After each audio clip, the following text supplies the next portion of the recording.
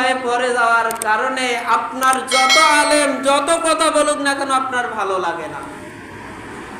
সম্মানিত হাজরিন, আমি উদাহরণ দিতে গিয়ে বলি, সাহাব আর ব্যাংকের গল্প বলি থাকি, অনেক সময় এই উদাহরণটা আমি দিয়ে থাকি। সাপ আর ব্যাং দুজনে দোস্তি পাতিয়েছে। সাপ এবং ব্যাং দোস্তি পাতার পরে সাপ বলেন তো সোজা চলে না বাঁকাবাঁকি চলে?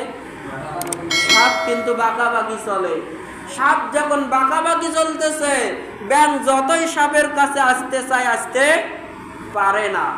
আসতে কি পারে না, দূরে সরে যাইতেছে। এবার ব্যাং সাপকে ডাক দিয়ে বলতেছে, প্রিয় বন্ধু, আমি তোমাকে একটা কথা বলতে চাই, যদি তুমি রাগ না করো। কি না করো? যদি তুমি রাগ না করো। এবার সাপ বলতেছে, আমার প্রিয় বন্ধু, কি কথা বলতে চাও তুমি বলো, আমি শুনবো। এবার ব্যাং বলতেছে, বন্ধু, আমি তোমার কথাটা বলবো, কিন্তু তার আগে আমাকে কথা দিতে হবে। আমি কথা বলার পরে আমাকে তুমি কোনো কিছু করবে না তো?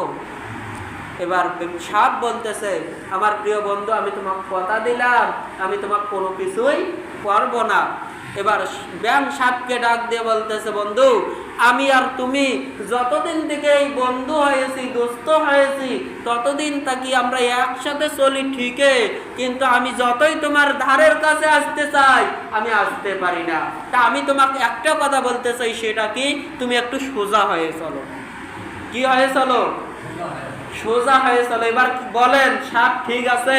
কিন্তু ঠিক নাই। সঙ্গে সঙ্গে সাপ তার ছোবল তুলে দাঁড়িয়েছে ব্যাংকে ছোবল দেওয়ার জন্য।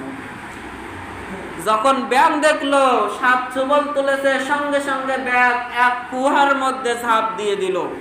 আর ওদিক দিয়ে যাইতেছে এক রাখাল। রাখাল সারাদিন রোদের মধ্যে গরু চালিয়ে, দুম্বা চালিয়ে